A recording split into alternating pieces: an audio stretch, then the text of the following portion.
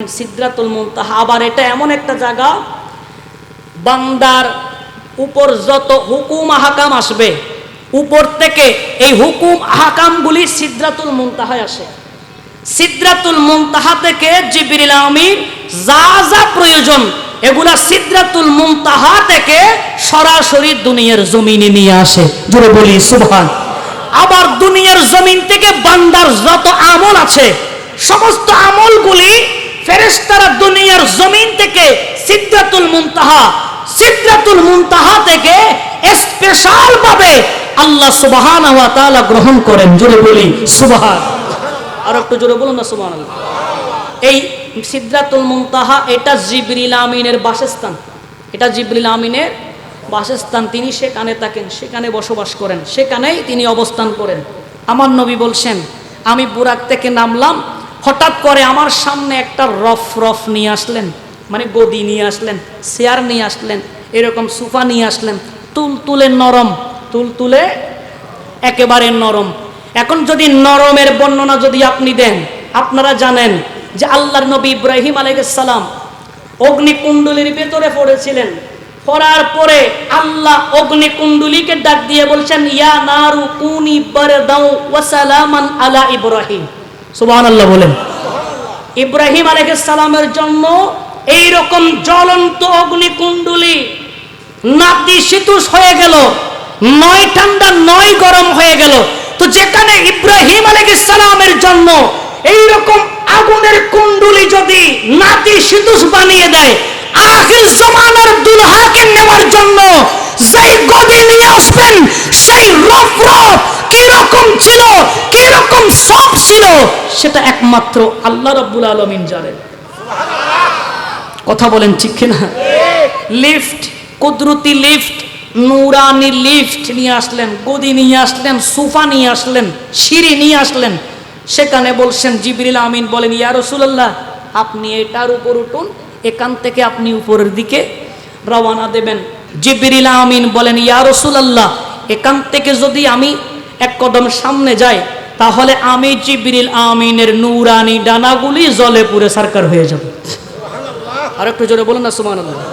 এখান থেকে আবার কিছু দাজ্জাল আছে, আমি পয়েন্টগুলো বলে দিচ্ছি। দাজ্জাল এমন কিছু আছে বলে জিবরিল আমিন নূরের ফেরেশতা আবার সেখানে যেতে পারবে না, জ্বলে পুড়ে সারকার হয়ে যাবে। এটা তো আমরা মানতে পারি না। তার মতন এরকম নূরানি ফেরেশতা জ্বলবেন কিভাবে? সেটা একেবারেই সহজ। আপনারা জানেন একটা পরিবারে এমন কিছু মুহূর্ত, এমন কিছু জায়গা আছে যেখানে ভাই যেতে পারে না, যেখানে মাও যেতে পারে না। ভাইয়ের জন্য দূরত্ব আপনার জায়গা নির্ধারিত, মায়ের জন্য জায়গা নির্ধারিত, স্বামী স্ত্রীর জন্য জায়গা নির্ধারিত, আছে না নাই? আরো জবান আছে না নাই? আপনারা স্বামী স্ত্রী যেই বেডে শুন, যেই বেডে ঘুমান, ওই বেডে কি আপনার বন্ধু যেতে পারে? আরো যারা বলেন না যেতে পারে। চেয়ারম্যান যেখানে যেতে পারে সেখানে কোনো মেম্বার সহজে যেতে পারে না। যেখানে মেম্বার, চেয়ারম্যান, এমপি যেখানে যেতে পারে যতটুকু তার হাত, সেখানে চেয়ারম্যানের হাত হয় না। আপনার এমপির যতটুকু হাত তার চেয়ে মন্ত্রীর হাত আরো বেশি। মন্ত্রীর হাতের চেয়েও, পাওয়ারের চেয়েও, ক্ষমতার চেয়েও প্রাইম মিনিস্টারের ক্ষমতা বেশি। কথা বলেন ঠিক কিনা? তাহলে প্রত্যেকটা কিছুর দাপ সিস্টেম আছে না নাই? আরো জবান আছে না নাই? জিবরিল আমিনকে আল্লাহ বলছেন, তোমার বাসস্থান এতটুকু, এখান থেকে আর সামনে যেতে পারবে না। জিবরিল আমিন বলছেন, ইয়া রাসূলুল্লাহ এক কদমও যেতে পারবো না, এক কদমও। আমার নবী বলছেন, জিবরাইল কেন? তুমি না বলেছিলা আমার ভাই দাদা ইব্রাহিম আলাইহিস সালাম, ওনাকে তুমি না বলেছিলা, বলে হে ইব্রাহিম আলাইহিস সালাম আপনি অগ্নিকুণ্ডলীর ভেতরে পড়ছেন, আমার কাছে সাহায্য চান, আমি নমরুদের আগুনকে আমার নূরানি ডানা দিয়া শেষ করে দেব। বলে তুমি না এই কথা বলেছিলা, বলে আমি যেখানে যেতে পারি সেখানে অন্য কোন নবীও যেতে পারে না, এই কথা না তুমি বলেছিলা? বলে জিবরিল আমিন শোনো, বলে তুমি জিবরিল আমিনের যেখানে কাজ শেষ সেখানে আমি নবীর কাজ শুরু। আরো জোরে বলো না সুবহানাল্লাহ।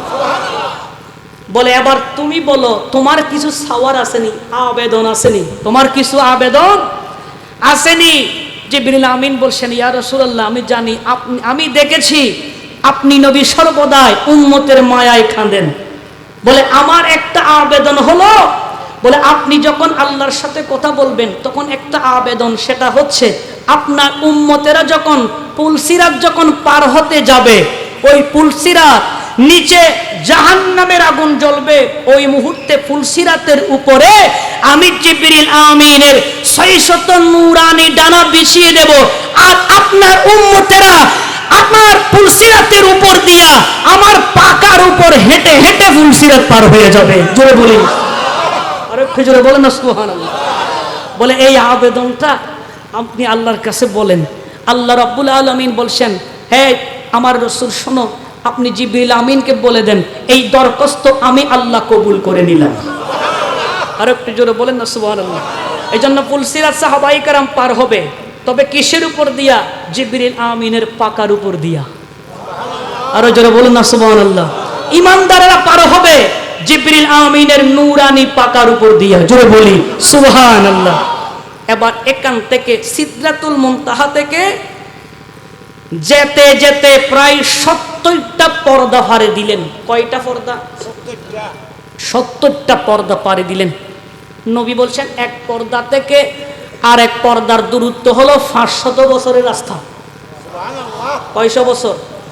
500 বছরের রাস্তা। তার মানে এবার গুণ দিয়ে দেখেন, 70টা পর্দা তিনি পাড়ি দিলেন, এক একটা পর্দার দূরত্ব 500 বছর। এই 70টা পর্দা পাড়ি দেওয়ার পরে সিদরাতুল মুনতাহা থেকে আরশ আজিমে পৌঁছে গেলেন। আর একটু জোরে বলুন না সুবহানাল্লাহ। এখন নবী কোথায়? আরশ আজিমে। কোথায়? আসমান কোথায়? জমিন কোথায়? আরে জমিন কোথায়? আদম নবী কোথায়? ঈসা নবী কোথায়? মুসা নবী কোথায়? দাউদ নবী কোথায়? আইয়ুব আলাইহিস সালাম কোথায়? সমস্ত আম্বিয়া কেরাম নিচে, সূর্য সৌরজগৎ নিচে, চন্দ্র নিচে, তারকা নিচে, সব কিছু নিচে, আর আমার নবী আরশ আজিমে। জোরে বলেন সুবহানাল্লাহ। আরেকটু জোরে বলুন না সুবহানাল্লাহ। এই জন্য আমার আলা হযরত আজিমুল বরকত শাহ আহমদ রেজা খাঁ ফাজিলে বেরলভী রহমাতুল্লাহ আলাইহি তিনি বলছেন, আসমান नहीं पर सब नबी रह गए, अरशे आज़म पे पहुंचा हमारा नबी सबसे आला, हमारा नबी सबसे वाला।